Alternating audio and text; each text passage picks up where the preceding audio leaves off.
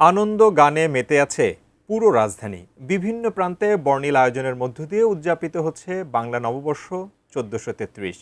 রাজধানী ঢাকা জুড়ে উৎসবের রং। বিস্তারিত তৌফিক হাসান তুহাদের রিপোর্টে।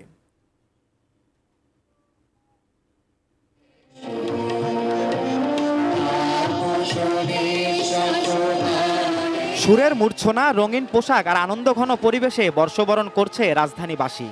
জাগাও পথিককে বসে ঘুমে অচেতন প্রতিপাদ্যে পহেলা বৈশাখের সকালে মঙ্গল শোভাযাত্রা বের করে বর্ষবরণ পর্ষদ। ধানমন্ডি ২৭-এর মিনাবাজার চত্বর থেকে শুরু হওয়া এই শোভাযাত্রা নগরীর বিভিন্ন সড়ক প্রদক্ষিণ করে একই স্থানে এসে শেষ হয়। ধানমন্ডি রবীন্দ্র সরোবরেও দিনব্যাপী আয়োজনে মুখর। প্রথমবারের মতো ২ দিনব্যাপী বর্ষবরণের আয়োজন জগন্নাথ বিশ্ববিদ্যালয়ে।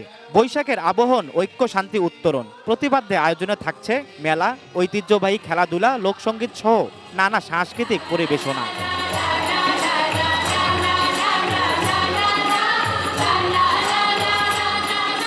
সবাইকে শুভ নববর্ষের শুভেচ্ছা। জগন্নাথ বিশ্ববিদ্যালয় প্রাঙ্গণ আপনারা জানেন পুরান ঢাকার ঐতিহ্যকে ধারণ করে।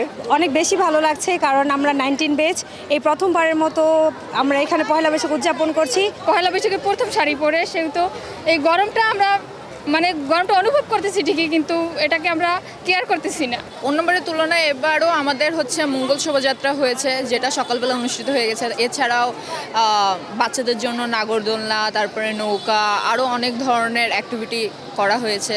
শুধু বিশ্ববিদ্যালয় নয়, আশেপাশে শিক্ষা প্রতিষ্ঠান ও সাংস্কৃতিক সংগঠনও অংশ নিয়েছে এই আয়োজনে। এখানে গান বাজনা, অভিনয় হলো, তারপর মঙ্গল শোভাযাত্রা সকালবেলা ছিলাম, আমাদের স্কুলের পক্ষ থেকে বের হয়েছিল।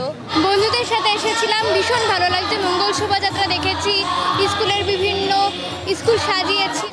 পাতা গাছের তলায় ব্যাঙের ছাতা, বৃষ্টি পড়ে ভাঙ্গে ছাতা, ডোবায় ডোবে ব্যাঙের মাথা। উৎসবের এই মিলন মেলায় ভিন্নতা ভুলে একতার বার্তা দিচ্ছে সবাই। নতুন বছর বয়ে আনুক সুখ, শান্তি আর সমৃদ্ধি, এটাই সবার প্রত্যাশা।